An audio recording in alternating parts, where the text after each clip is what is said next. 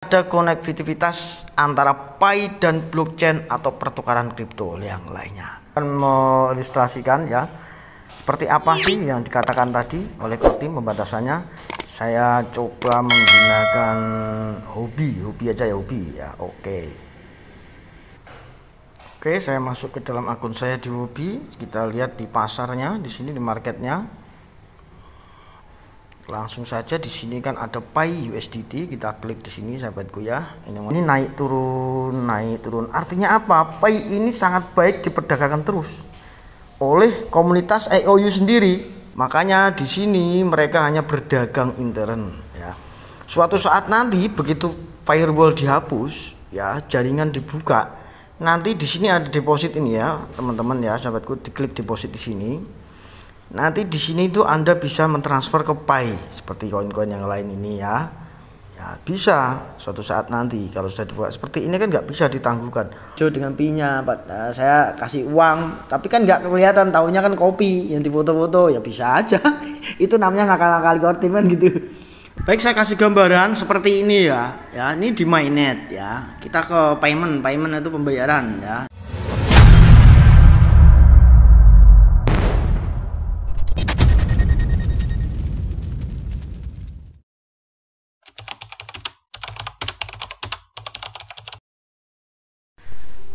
Assalamualaikum warahmatullahi wabarakatuh. Salam sejahtera, shalom, om swastiastu, namo buddhaya, salam kebajikan. Oke, selamat siang para pionir dimanapun berada. Pada siang hari ini kami akan sedikit mengulas tentang fase inclusive mainnet atau jaringan tertutup ya. Di sini akan ada pembatasan ya tentang fase inclusive mainnet atau jaringan tertutup. Kemudian kita juga akan ulas langsung tentang fase di saat nanti jaringan terbuka ya. Biar apa? Biar para pionir memahami tentang project ini, Pi Network ini ya. Seperti apa sih fase inclusive mainnet dan seperti apa sih pada waktu jaringan dibuka atau bisa terhubung dengan blockchain yang lainnya. Oke, langsung saja nanti juga akan saya berikan ilustrasi ya. Kita langsung lihatkan yang ada di exchange juga nanti seperti apa nanti prosesnya. Suatu saat nanti akan terjadi mainnet atau open mainnet yang orang-orang bilang adalah open mainnet, yaitu jaringan terbuka. Di sini saya menggunakan referensi langsung dari white papernya Pi Network ya, resmi ya. Oke, di sini kita bacakan pembatasan dalam jaringan tertutup ya. Meskipun transaksi antara aplikasi Pi dan transaksi pionir ya, dan pionir ke pionir diperbolehkan dalam jaringan Pi ini ya. Pionir ke pionir dalam jaringan Pi ini diperbolehkan ya, dalam jaringan Pi ini, jaringan tertutup ini akan menerapkan batasan seperti yang tercantum di bawah ini ya. Ada firewallnya, ada batasan-batasannya, ada larangannya, ada dinding pemisahnya sahabatku ya. Peraturan dari Kortim saat ini inclusive mainnet ya. Langsung saja pembatasan pada tahap ini membantu menegakkan sifat jaringan yang tertutup ya. Di sini oke, satu, tidak akan ada konektivitas antara Pi dan blockchain atau pertukaran kripto yang lainnya. Seperti apa sih ini? Ya seperti gini. Di Pi browser teman-teman itu tidak boleh bertransaksi dengan Pi yang ada di blockchain yang lainnya, pertukaran kripto yang lainnya. Itu dilarang, sudah jelas ini ya. Seperti apa? Ya kita contohkan. Ayo kita lihat di sini sahabatku ya. Oke. Sahabatku, teman-teman, Bapak Ibu, di sini saya akan mengilustrasikan ya seperti apa sih yang dikatakan tadi oleh Kortim pembatasannya. Saya coba menggunakan hobi aja ya, hobi ya. Oke, saya masuk ke dalam akun saya di hobi. Kita lihat di pasarnya, di sini di marketnya. Langsung saja di sini kan ada Pi USDT, kita klik di sini sahabatku ya. Ini mengalami penurunan. Kita lihat di chartnya di sini di 4 jam seperti apa. Nah sahabatku, dalam fase inclusive mainnet ini ya, Wobi juga mentransaksikan atau memperdagangkan Pi USDT. Ini adalah Pi IOU ya. Pi IOU apa artinya? Yang sudah pernah saya jelaskan di video-video saya sebelumnya, silahkan ditonton ya. Saya berutang kepadamu, hanya intern di dalam aplikasi ini ya. Kita lihat sahabatku seperti chat seperti ini ya. Nah, ini naik turun naik turun. Artinya apa? Pi ini sangat baik diperdagangkan terus oleh komunitas IOU sendiri ya, yang berminat dengan Pi tapi masih dalam fase inclusive mainnet ini ya, seperti ini. Makanya dilarang terhubung Pi browser Anda tidak bisa mentransfer Pi yang ada di Huobi ini. Apakah ini nantinya akan suatu saat kalau jaringan dibuka akan menjadi Pi beneran? Ini akan menjadi Pi beneran gitu. Cuman dilarang, tidak dibuka ya, belum dibuka jaringannya. Ini kita ilustrasikan lagi ya. Kita lihat di sini sahabatku. Oke ya Bapak Ibu, perhatikan di sini ya. Ini yang namanya inclusive mainnet ya. Dari Pi browser Anda tidak bisa masuk ke sini ataupun tidak bisa ditransferkan ke dalam blockchainnya yang ada di walletnya yang ada di Huobi sini ya, seperti itu. Ini namanya external wallet ya. Ini menggunakan blockchain yang lainnya seperti ibu-ibu ya, seperti Bitcoin, USDT dan lain-lain itu. Makanya di sini mereka hanya berdagang intern ya. Suatu saat nanti begitu firewall dihapus ya, jaringan dibuka, nanti di sini ada deposit ini ya teman-teman ya, sahabatku, diklik deposit di sini. Nanti di sini itu Anda bisa mentransfer ke Pi seperti koin-koin yang lain ini ya. Ya bisa suatu saat nanti kalau sudah dibuat seperti ini kan nggak bisa ditangguhkan. Pi deposit ditangguhkan. Yang dimaksud deposit ditangguhkan seperti apa? Dari wallet Pi browser teman-teman, sahabat-sahabat, itu ditransfer di wallet Pi yang ada di Huobi. Nah ini namanya transfer eksternal ya, antar blockchain. Ini tidak bisa sahabatku ya. Ya belum bisa, artinya hanya untuk peer to peer. Oke, paham ya?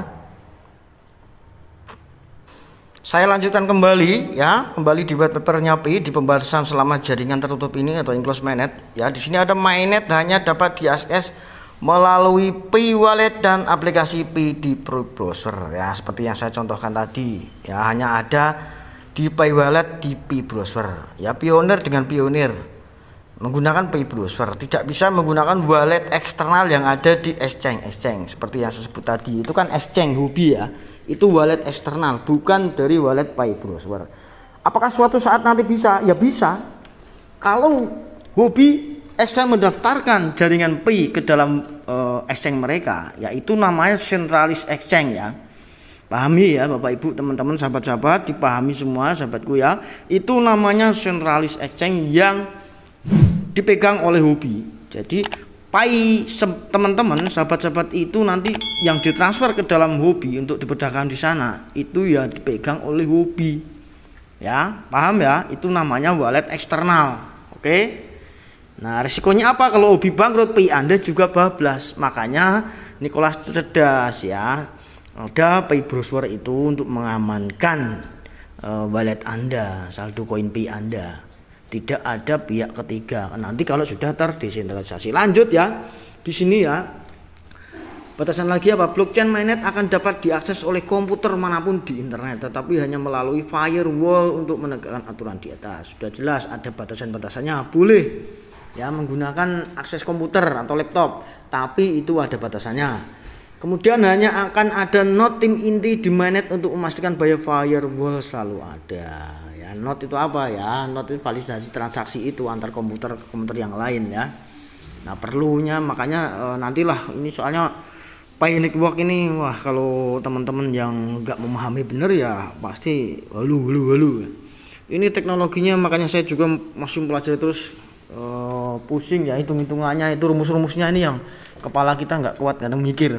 Saya mikirnya begini, bagaimana dia bisa merancang teknologi serumit ini tetapi dia bisa bertahap, step by step, itu luar biasa. Saya bilang ini kalau nggak orang jenius, ahli matematika, ahli blockchain, nggak akan bisa mereka membuat sebuah terobosan teknologi mata uang digital currency masa depan ya. Oke, di sini lanjut. Jaringan tertutup akan mendukung kegiatan ekonomi dan pertumbuhan ekosistem di Pi. Ya, dalam jaringan ini seperti apa itu ibu-ibu, bapak-bapak, teman-teman ya? Seperti halnya transaksi di offline ya, untuk kegiatan ekonomi supaya ekosistem di Pay ini semakin kuat. Contohnya Bapak Ibu tukar beras, tukar minyak goreng dengan Pay menggunakan Pay yang asli yang di mainnet tadi, mainnet tertutup tadi. Yang sudah migrasi ke mainnet itu. Itu kan nyata. Sebenarnya Pay ini sudah bisa digunakan, sudah nyata, tapi ada firewallnya ya, jaringan tertutupnya, ada batasan-batasannya. Oke, Bapak Ibu misalkan ada showroom, mobil showroom ya, seperti mau apapun itu Pi showroom, mau dia membuka motor setengah pakai, bayar pakai Pi, itu merupakan ekosistem di jaringan Pi ya, untuk kegiatan ekonomi. Yang dimaksud Nicholas itu ya, diperbanyak utilitasnya dulu, di real nyata. Ya, seperti itu ya. Dengan demikian transaksi pionir to pionir dapat dilakukan melalui Pi Wallet karena pionir yang telah melakukan KYC akan dapat menggunakan Pi Wallet untuk bertransaksi di Pi. Pionir juga dapat menggunakan Pi dalam aplikasi Pi di browser yang dapat mengakses mainnet melalui Pi Apps SDK dan Pi Blockchain API. Selama periode jaringan tertutup, aplikasi di Pi browser hanya dapat melakukan API blockchain Pi yang masuk daftar putih oleh firewall untuk berinteraksi dengan mainnet ya. Makanya Bapak Ibu kalau mau bertransaksi ke market, itu market yang benar-benar sudah terkoneksi dengan SDK dan API-nya di blockchain-nya P ya, itu yang resmi, jangan yang abal-abal. Kenapa dikhawatirkan Bapak Ibu nanti pas melakukan testnet ataupun menggunakan jaringan mainnetnya, Bapak Ibu kata frasa sandi kan ditempel di sana, makanya hati-hati. Gunakanlah yang resmi ya di Pi browser. Ya, wallet.py yang resmi itu aman. Tapi yo kalau menurut saya tetap hati-hati karena sekarang banyak juga yang palsu Bapak Ibu ya. Banyak yang mengatasnamakan Pay, sekarang canggih niru-niru ya. Mirip-mirip seperti Pay padahal itu bukan Pay asli, hati-hati. Ya, kalau yang asli ya jangan pegang, itu lebih aman. Kayak saya kan aman, hati-hati bener, saya mau testnet pun saya hati-hati. Gitu. Bukannya saya tuh nggak mau mendukung jaringan ekosistem ini ya. Kalau di Indonesia ini kan kita juga harus hati-hati teman-teman ya dalam Anda bertransaksi jual beli, karena banyaknya sekarang juga kita lihat nanti ya peraturan apalagi ya, penggunaan transaksi pionir to pionir ya, dari misalkan begini, Mas Paijo transfer kepada Mbak Jenny misalnya seperti itu ya, itu pionir, sama-sama pionir ya. Pionir to apps ya, pionir misalnya Paijo tadi bertransaksi dengan Pi Marketplace misalnya seperti itu, atau Pi Showroom atau apapun ya, yang ada resmi di jaringan ekosistem Pi Hackathon itu yang terhubung SDK Pi. Oke. Kemudian aplikasi itu pionir, sebaliknya gitu ya, dari aplikasi itu mentransfer ke pionir dari misalnya marketplace tadi. Oke. Pertukaran Pi untuk barang dan jasa. Nah, ini yang diizinkan, oke. Pertukaran Pi untuk barang dan jasa melalui aplikasi Pi. Nah, maksudnya seperti apa? Teman-teman sudah mainnet ya, yang mau menukar Pi-nya dengan barang melalui aplikasi Pi yang ada di Hackathon yang terhubung dengan jaringan resmi Pi tadi ya, menggunakan Pi browser. Walaupun di fase mainnet atau ikut di jaringan mainnetnya, bukan testnetnya. Kalau yang resmi wallet.py yang Anda gunakan itu ya aman, tidak apa-apa gitu kan. Itu karena sudah terkoneksi dengan sini API-nya blockchain-nya Pay resmi ya, aman. Tapi kalau di luar aplikasi itu ya nggak tahu, resiko. Kemudian ya, transfer Pay antar pionir untuk barang dan jasa. Nah, yang dimaksud seperti apa? Bukan melalui aplikasi di Pi ya, di Hackathon Pi, tapi pionir. Misalkan gini aja gampangnya, ada showroom mobil di kota Anda. Nah, dia menerima pembayaran menggunakan Pay. Nah, itu kan dia tidak menggunakan aplikasi yang ada di Hackathon Pay. Nah, itu Bapak Ibu bisa ya diizinkan. Ya, misalkan kayak kemarin GDH membuka toko offline-nya. Saat ini misalkan ya menerima pembayaran pionir dengan BGP. Ya, ditukar mobil bisa, enggak apa-apa. Tapi yang saat ini kan lucunya kenapa harus nunggu Januari open market mandirinya. Saat ini pun bisa gitu loh ya. Bisa menukar barang dan jasa itu ya. Enggak dilarang gitu loh. Oke, paham ya di sini ya. Nah, hati-hati data pribadi Anda, waspada, hati-hati ya. Kalau saya pun mendukung jaringan PI ini, apa kayak gitu ya, saya dukung, tapi ya kalau sekiranya yang ada mengganjal ya ngapain saya ikutan dulu, tunggu dulu, slow dulu bos, kan gitu. Kemudian lanjut lagi, penggunaan berikut akan dilarang. Nah, ini tadi kan yang diizinkan ya, sekarang yang dilarang. Pertukaran PI dengan mata uang fiat. Contoh misalkan ya Mas Paijo ya menukarkan PI-nya dengan Pak Ahmad. Misalkan Pak Ahmad ini punya uang saya hargai 4.000 per PI ya, ditukar. Mas Paijo ada 1.000 PI menukarkan ke Mas Ahmad. Ahmad bayar 4.000 kali 1.000 berapa? Nah, itu dilarang. Tapi kan apakah terdeteksi? Ya itulah, karena tidak akan terdeteksi karena teknologi blockchain itu yang terlihat hanya transaksi walletnya gitu. Ya menurut saya sih kalau langsung nyata mungkin ya bisa di ini ya, kalau ketahuan. Tapi saya rasa juga banyak juga yang nggak ketahuan karena tahunya kan menukar barang. Iya kan, misalnya saya punya pura-pura punya kopi padahal kopinya saya nggak ada lah, kemudian ditukar sama Mas Paijo dengan PI-nya. Saya kasih uang tapi kan nggak kelihatan, tahunya kan kopi yang difoto-foto, ya bisa aja. Itu namanya ngakal-ngakal Kortim kan gitu. Baik, saya kasih gambaran seperti ini ya. Ya, ini di mainnet ya. Kita ke payment itu pembayaran ya. Di sini. Ya, kita ambil contoh ini ada 1200 PI ya dari GC2L ke GASY ini. 53 detik yang lalu kita cek di sini. Nggak ada sahabatku ya. Di sini hanya wallet saja, alamat wallet. Tidak ada namanya Paijo kirim ke Jenny, tidak ada namanya saya menukar kopi walaupun tidak ada kopinya, hanya mengasih rupiah, kan nggak tahu. Di sini hanya apa, tahunya wallet ya, seperti ini, berada di blok. Nah, blok sekian 1092458 ya, fee-nya 0,01, waktunya tertera yang bisa terlihat seperti ini, waktunya kapan, masuk di blok mana, ini transaksinya ya, pembayaran 1200 pi, hanya seperti ini. Tidak ada Pak Ijem membayar ke Pak Ijem misalkan sekian pi untuk apa, nggak ada ya.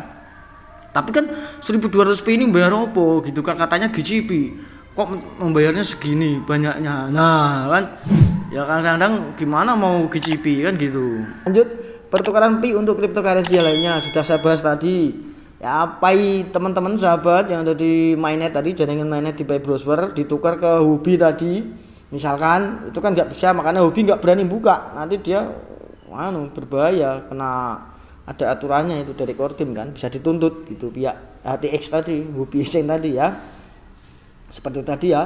Kemudian transfer untuk PI untuk janji fiat atau mata uang kripto lainnya di masa depan.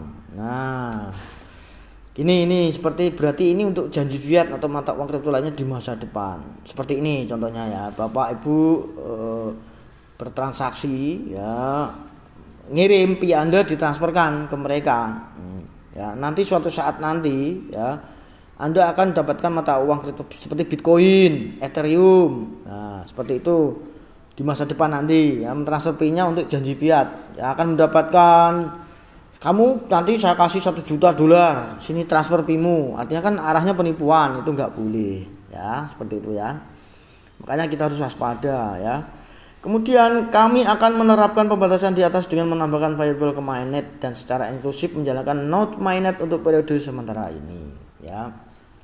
Kemudian node komunitas akan terus berjalan di testnet selama periode jaringan tertutup ya. Periode ini kami akan terus menerapkan antarmuka dan perubahan lain pada node sebagai persiapan untuk jaringan periode terbuka nanti, di mana node komunitas akan berjalan di mainnet. Pembatasan jaringan agar tetap tertutup akan dilonggarkan saat memasuki periode berikutnya, yaitu jaringan terbuka. Jadi pembatasan firewall ini ya, di jaringan ini tertutup ini akan dilonggarkan saat periode berikutnya ya. Akan dilonggarkan apa? Ya sudah nggak ada lagi batasan ya, sudah dihapus gitu loh. Nah, menujulah kepada periode jaringan terbuka. Nah, ini periode jaringan terbuka sahabatku ya. Periode jaringan terbuka bergantung pada kematangan ekosistem jaringan tertutup dan kemajuan KYC. Nah, ingat KYC aja masih banyak yang belum ya, banyak sekali yang belum. Kemudian periode ini dapat dimulai dari hari PAI 14 Maret 2022 ya. Open mainnet ini yang dinyatakan Kortim adalah waktu dulu 14 Maret 2022, kemudian hari pai itu 28 Juni 2022 atau setelahnya. Nah, ya kan? Open mainnet itu seperti itu kan. Ini dia melihat apa kesiapannya. Nah, ini lihat ya. Periode jaringan terbuka berarti bahwa firewall dalam periode jaringan tutup akan dihapus. Mungkin konektivitas eksternal apapun ke jaringan lain, misalnya dompet dan siapa saja yang ingin terhubung ke P-Mainnet. Seperti apa ya tadi? Wobi ya mendaftarkan P-nya untuk diperdagangkan di sana ya bisa. Bank misalkan HSBC yang udah open mainnet ya dia menerima transaksi menggunakan Pay ya itu sudah bisa kalau sudah nanti mainnet dibuka jaringannya. Ataupun misalkan di sini Indonesia mendirikan sendiri CBDC ya, Central Bank Digital Currency di Indonesia ya, nanti suatu saat nanti kemudian terkoneksi dengan Pay bisa bertransaksi di sana, bisa. Pemerintah pasti ada regulasi yang mengaturnya, itu bisa nanti kalau sudah jaringan dibuka ya. Panggilan IP tidak akan di firewall lagi dan Pioneer akan dapat menjalankan P-Node-nya dan layanan IP mereka sendiri ya, sudah terdesentralisasi. Jadi si core team ini tidak lagi mengendalikan lagi, nanti sudah dibuka jaringannya semua. Sudah transaksi terus di mana-mana, nanti sudah bebas. Ya mau ditukar Bitcoin, mau ditukar Ethereum, mau dibelanjakan mobil di showroom atau di mana nanti, mau belanja apa aja di gede atau di mana nanti bisa. Ya bebas ya. Node komoditas juga akan dapat menjalankan mainnetnya. Oke ya, ini seperti ini sahabatku, semoga ini bermanfaat agar tidak selalu menyalahkan core team. Nah, core team juga menyatakan setelah Juni 2022 atau setelahnya ya, bukan menjanjikan di sini atau setelahnya aja. Sekarang udah setahun lebih belum siap kok. Kalau belum siap ngapain mau dibuka kan gitu. GWC aja masih lama, migrate-nya masih banyak yang mengantri. Ekosistemnya aja yang gemar-gemar GCP cuman janji-janji aja, belum ada yang benar-benar berani. Apalagi vendor di Indonesia, saya yakin kalau tidak open mainnet pasti nggak akan berani. Itu logikanya saja. GDH seperti GDH P-Showroom akan kita dukung kalau benar-benar realistis. Jangan hanya janji nanti bulan ini tanggal ini 20 Desember kita akan open market mandiri, open mainnet mandiri ya, suruh silakan yang mau member prioritas nanti bayar 300.000 itu apa, seperti itu ya. Kurang bagus menurut saya. Itu kita harus cerdas, jangan mau selalu diakal-akalin. Kalau nyata GDH sama P-Showroom itu bener-bener, ngapain nggak usah pakai data pribadi dikumpulkan daftar lah, ini apa ini. Saya kadang-kadang kadang saya ikut mencerdaskan, mengingatkan teman-teman, tapi kadang-kadang juga dibenci. Itu sudah wajar, sudah biasa saya setiap mengedukasi itu ya. Suatu saat nanti mungkin kebenaran itu akan terbuka ya, kita lihat saja nanti ya. Mudah-mudahan benar sih P-Showroom tadi bisa GCP ya, mobil semua bisa, transaksi emas antam karena ada sekian triliun sudah disiapkan ya, semoga aja. Tapi kalau saya sebagai orang yang cerdas ya berpikir yang logis ya, kita tunggu bukti lah, jangan hanya hari ini gitu, kita buktikan nanti ya. Kalau feeling saya kalau GCP berat, kecuali mungkin ada barang yang enggak GCP atau barang-barang kecil-kecil. Kalau mobil dan lainnya saya rasa sangat berat besok 20 Desember dan Januari yang ketiga itu. Percaya, ayo kita buktikan nanti bersama-sama. Saya tidak mengukur, saya tidak akan menyesal. Ingat ini, dengarkan masih rekam, silahkan nggak apa. Kalau suatu saat nanti ada open market mandiri Januari atau Desember ya, antara mau P-Shop Global, mau itu GD, mau apa aja ya, yang di aplikasi jaringan P, kalau mereka udah dapat mobil semua, teman-teman dapat mobil, wah dapat emas, apakah saya menyesal? Saya enggak akan menyesal, enggak, karena saya percayakan pada core team saja, tim inti saja, yang logika yang masuk akal realistis saya ikuti, yang enggak saya mundur, seperti itu. Terima kasih. Akhir kata, wassalamualaikum warahmatullahi wabarakatuh. Salam persaudaraan Indonesiaku, bye bye.